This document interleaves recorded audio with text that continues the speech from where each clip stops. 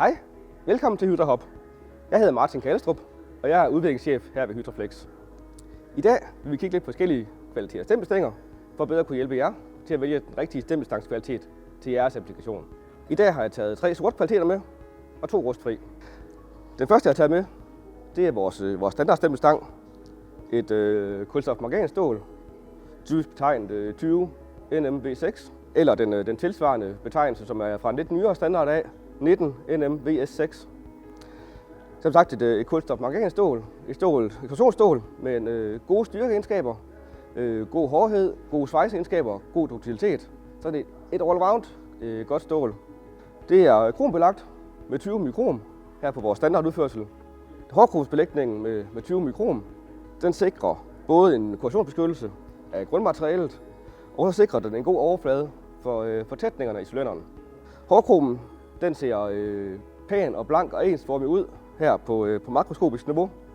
Men går vi ned på mikroskopisk niveau, så har den en hel masse små revner ned igennem kromen. Disse små revner fungerer som smørlommer og bliver oliefyldte, således at pakninger altid har en smurt overflade at køre på. De her smørlommer de kan af vejr og vind vaskes tomme for olie, og det mindsker korrosionsbestandigheden på stempelstangen. Derfor anbefaler vi altid, at en cylinder, der ikke er i brug, er kørt helt sammen, således stempelstangen sidder beskyttet inde i cylinderen. I nogle tilfælde vil vi have ønsker omkring en forbedret korrosionsmodstand, eller en forbedret modstand over for eksempel slag som stenslag og lignende. Derfor har jeg taget 2 kvaliteter mere med. Det er vores dobbeltkrom stempelstang. Den består ligeledes som vores standard af et kulstofmanganstål 20 NM-V6. Men på den her, der er kromlaget lagt på af 2 omgange. Altså der er lagt et lag på, hvorefter der er slæben, og efter er lagt et lag mere på. Det gør, at alle de her mikrorevner, der er i kromoverfladen, de er ikke i samme grad det her forbindelse ned igennem til grundmaterialet. Simpelthen fordi, at de 2 lag, der vil revnerne ikke ligge over for hinanden. Den her materialekvalitet, den er derfor særlig velegnet til f.eks. cylinder på industrimaskiner, landbrugsmaskiner, lifte, hvor det ikke er muligt at parkere cylinderen i sammenslået stand, når den ikke er brug. Den er mere modstandsdygtig over for korrosion, cirka dobbelt så lang levetid i en salttogtest som vores standardstempelstang. Og særligt når den ikke får vedligeholdt de her olielommer, jamen, så har den en bedre korrosionsbestandighed. Er man ude i cylinder, der sidder udsat for f.eks. stenslag, jamen det kan være på mobillifte eller landbrugsmaskiner eller industrimaskiner, så har vi vores induktionshærdede stempelstang. Igen en kulstofmangan stempelstang. Det her materiale det er en lidt højere legeret kvalitet, ved at gøre det muligt at induktionshærde den, hvor de yderste fibre i stål bliver induktionshærdet til en højere hårdhed. Derved beholder man de gode mekaniske egenskaber i den centrale del af stempelstangen, med de yderste del fibre. De hærdes op, hvorved at den bedre kan tåle slag, f.eks. fra stenslag fra vejtrafik eller lignende. I en upåvirket tilstand, altså hvor den ikke har fået udsat for stenslag eller noget, jamen så er korrosionsbestandigheden ligesom vores standardstempelstang. I applikationer, hvor der så kommer stenslag, hvor det på vores standard vil give små skader i kromen, og derved efterlade blotte grundmateriale, som meget hurtigt bliver angrebet af korrosion, jamen der forventer levetiden på den her at være betydeligt bedre i det, at der ikke kommer de skader i selve krombelægningen, fordi det hårde materiale indenunder, det modstår stenslagene meget bedre end på vores standardudførsel. Udover de 3 sorte, så har jeg taget 2 rustfri kvaliteter med. En almindelig AC 304 med 20 mikron på. Den vil jeg faktisk ikke snakke så meget om, fordi den er vi stort set gået væk fra at bruge. Og vi har i stedet for erstattet den af den her.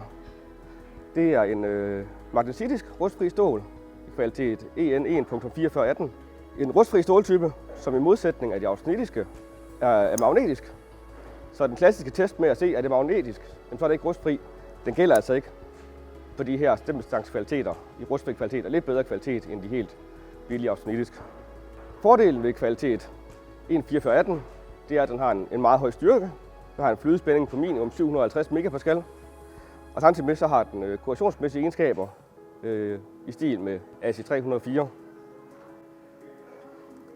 Den her kvalitet EN 4418, den bruger vi primært i marineapplikationer, men vi kan også ind og bruge den i industri- og landbrugsapplikationer, når vi finder, at korrosionsegenskaberne på de sortstænger ikke er tilstrækkelige i forhold til de udsættes for. 1.4418 er rigtig god i sådan det, man siger, i marineapplikationer over vandet og uden for splashzone.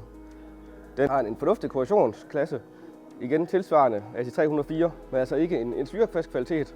Men sammen med den krombelægningen, jamen, så har den en lang levetid i marine applikationer, og ligeledes også i industri og landbrug og mobiltransport. Det er vores go-to, når vi skal ud af noget, der er bedre end de sorte kvaliteter, og vi skal have en korrosionsbestandighed. Jamen, så lige her afslutningsvis så vil jeg lige gennemgå de 5 kvaliteter, vi har snakket om her i dag. Den første er vores standardstempelstang, kulstofmangan materiale med 20 mikron på.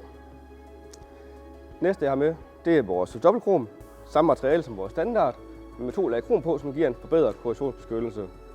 Den sidste jeg har med er de kulstofmangan stempelstænger, induktionshærdet kvalitet, giver en beskyttelse mod slag og stød, samtidig med at det giver en bedre levetid i højcyklusbelastede applikationer. F.eks. industrianlæg, der kører meget, der befaler vi, at den induktionshærdet får de forbedrede egenskaber i forhold til slid. De 2 rustfri kvaliteter, jeg har med, det er en grundlæggende AC304, som i princippet ikke bruger så meget mere. Og så den, der har stadig den, EN 1.4418, magnetisk rustfri stål, høj styrke, korrosionsegenskaber tilsvarende AC304, og i modsætning til AC304, så er den magnetisk. Det er for at vise, at den klassiske test med at sige, at det er magnetisk, så er det ikke rustfri.